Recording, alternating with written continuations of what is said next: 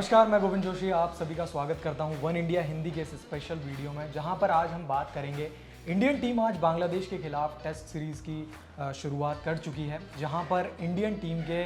आज अगर देखा जाए तो टॉप ऑर्डर बहुत बुरी तरीके से कोलैप्स हुआ है। तो आज हम सर से जानेंगे कि टॉप ऑर्डर के कोलैप्स होने के पीछे क्या बड़ी वजह रही है और जो आने वाले वक्त में ऑस्ट्रेलिया का चैलेंज है उसको किस तरीके से इंडियन बैट्समैन टैकल करने वाले हैं, खासकर केएल राहुल, शुभमन गिल, जिन पर काफ़ी ज़्यादा सवाल उठ रहे हैं, उनके इन सवालों का जवाब किस तरीके से दे पाएंगे, क्योंकि अब ज़्यादा मौके हैं नहीं। खास बात यह है कि बांग्लादेश के खिलाफ एक टेस्ट बचा है इसके बाद, और न्यूजीलैंड के बाद फिर ऑस्ट्रेलिया का वो खतरनाक दौरा आने वाला है। तो क्या लगता है सर? देखिए, आज की अगर हम बल्लेबाजी की बात करें तो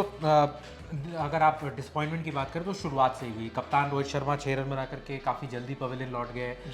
पिच अगर आप देखें तो गोविंद जिस तरीके की आज है, और ओवरकास्ट कंडीशंस भी कहीं ना कहीं मददगार साबित हो रहे थे, तो इसी वजह से बांग्लादेशी कप्तान नजमुल हसन शंडो ने उन्होंने पहले बल्लेबाजी ना करके पहले गेंदबाजी की, क्योंकि आप सब कॉन्टिनेंट में जब देखते हैं तो टीमें पहले बल्लेबाजी करते हैं, क्योंकि आप कभी भी ये नहीं चाहते कि आप चौथी पारी में आकर के बल्लेबाजी करें, क्योंकि गेंद काफ़ी ज़्यादा टर्न करने लगती है इंडियन सब कॉन्टिनेंट में। लेकिन आज क्योंकि कंडीशंस ओवरकास्ट थी और पिच में थोड़ी मॉइस्चर भी थी, नमी थी, जिसकी वजह से पहला घंटा काफ़ी क्रूशल होने वाला था आज के मुकाबले में, और इसमें चैलेंज जो था वो भारतीय टीम के सामने पेश आने वाली थी। जिस तरीके की बांग्लादेश की जो पेस बैटरी है, आप खास तौर पे अगर आप बात करें तो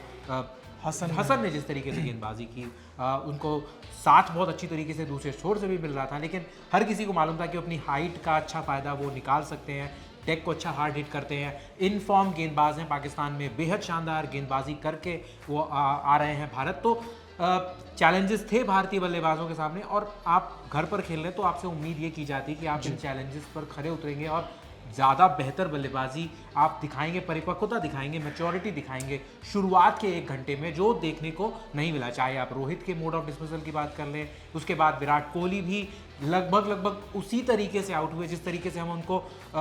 बहुत बार आउट होते हुए देखते आए हैं। वो चिर परिचित उनका जो अंदाज है, बाहर जाती हुई गेंद को वो उसको फॉलो करने की कोशिश करते हैं और वो निक जाता है और पीछे कैच आउट हो जाते हैं। शुभमन गिल काफ़ी ज़्यादा डिसअपॉइंटमेंट उन्होंने भी आज किया, क्योंकि वो एक तो पिछले भी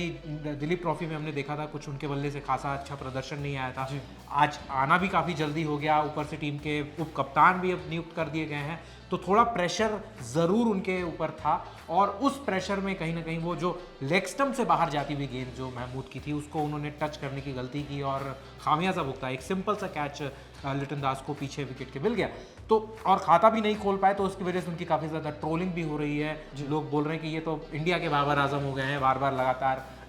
बिना भी रन्स बनाए ये आउट हो जाते हैं। अपने करियर में 5वीं बार उन्होंने शून्य दर्ज किया है टेस्ट क्रिकेट में अगर हम बात करें, और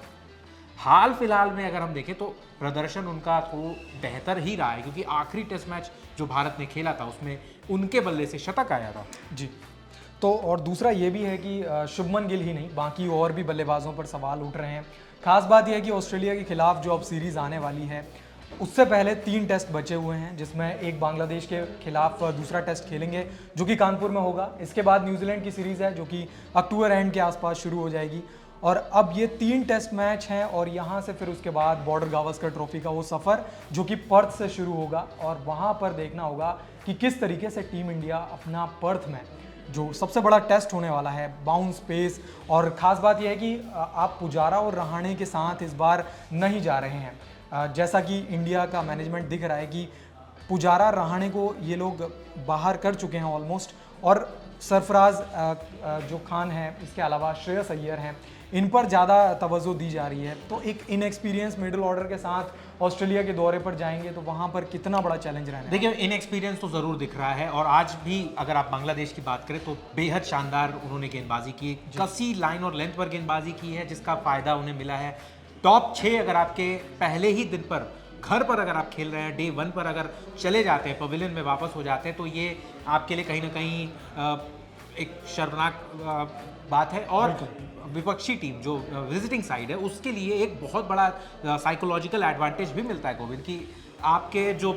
कोर था आपकी बैटिंग का, और ऑलमोस्ट यही सारे खिलाड़ी हैं जो ऑस्ट्रेलियाई दौरे पर भारतीय टीम के लिए खेलते हुए दिखेंगे। शायद 1-2 खिलाड़ियों का नाम जो है वो शायद बदल जाए, फॉर्म को ध्यान में रखते हुए, जैसे आपने सरफराज खान और श्रेयस अय्यर की बात की, तो वो दोनों अगर आप सरफराज की बात करें तो वो तो स्क्वाड का हिस्सा है ये इस पहले टेस्ट मैच में, और अगर आप श्रेयस अय्यर की बात करें तो वो स्क्वाड का हिस्सा भी नहीं है, तो उनकी तरफ अभी शायद चयनकर्ता देख भी नहीं रहे हैं बतौर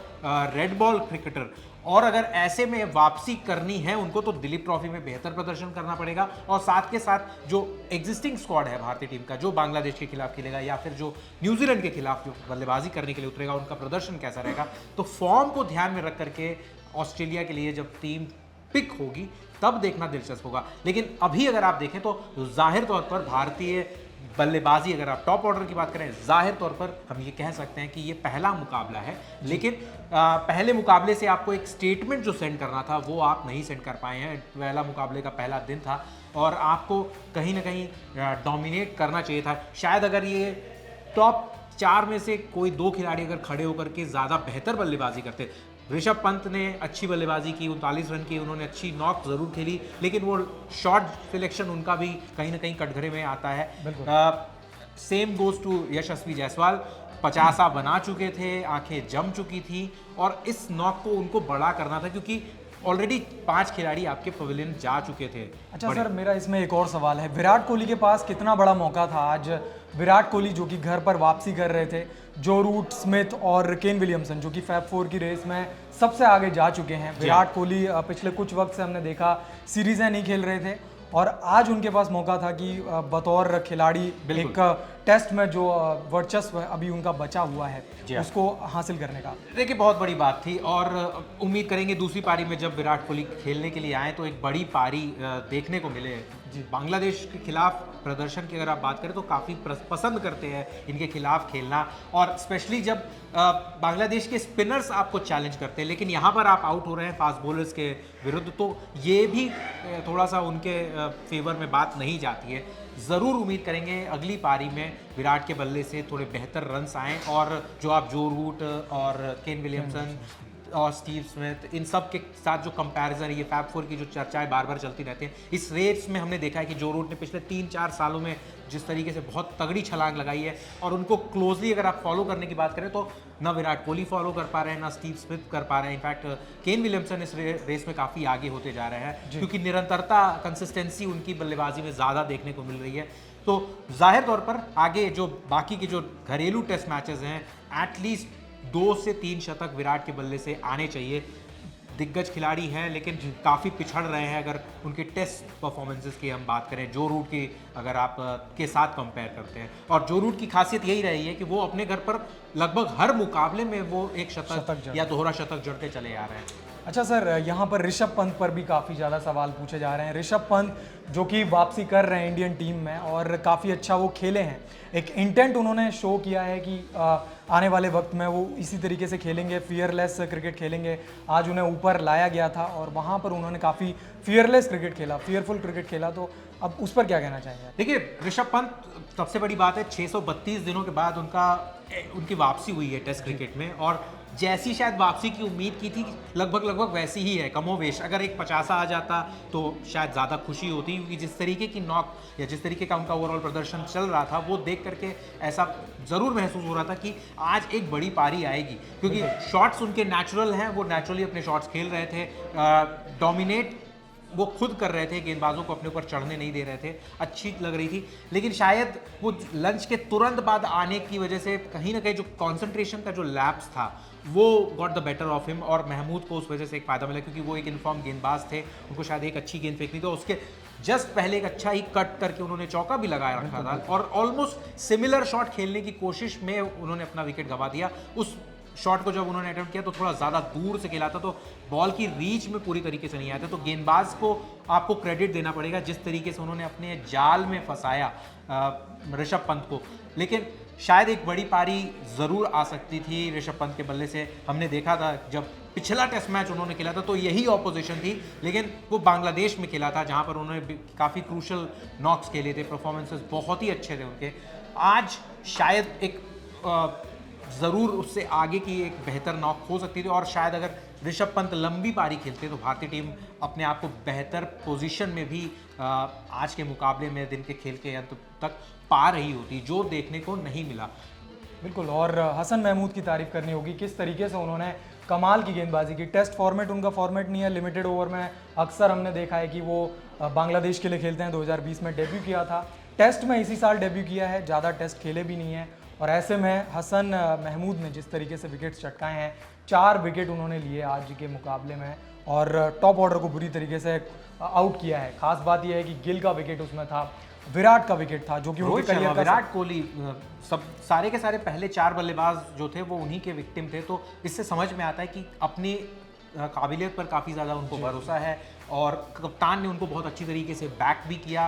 फील्ड प्लेसमेंट्स बहुत अच्छी लगाई गई थी, बाउंड्री के पास खिलाड़ी रखे गए थे ताकि भारतीय खिलाड़ी अपने हाथ जो है वो खोल ना पाएँ, शॉट्स बड़े ना लगा पाएँ। और जो क्लोज इन जो फील्डर्स थे उन्होंने भी काफ़ी हद तक दबाव बनाए रखा था। बहुत सिंगल्स या डबल्स देने के जो मौके बन नहीं पा रहे थे और इसका भी फायदा होता है। टेस्ट क्रिकेट ज़्यादातर होता है कि आप सेशन दर सेशन आप बेहतर खेलते हैं और एक सेशन में भी आपको उसको भी ब्रेक डाउन करना होता है। तो अगर आप ओवरऑल प्रदर्शन की बात करें तो आज जाहिर तौर पर पूरा का पूरा दिन जो है वो बांग्लादेश के नाम रहा है। भारत के लिए अगर आप देखें तो एक ही बड़ी बात, एक ही अच्छी चीज़ जो अब तक उभर करके आई है, आज दिन में पूरे आई है, वो यशस्वी जायसवाल बतौर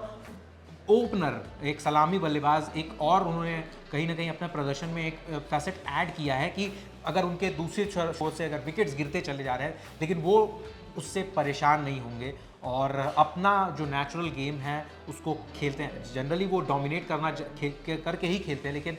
जब विकेट गिर जाते हैं तो थोड़ा सा शेल में जाना भी बहुत ज़रूरी हो जाता है और आज उन्होंने वो करके दिखाया है।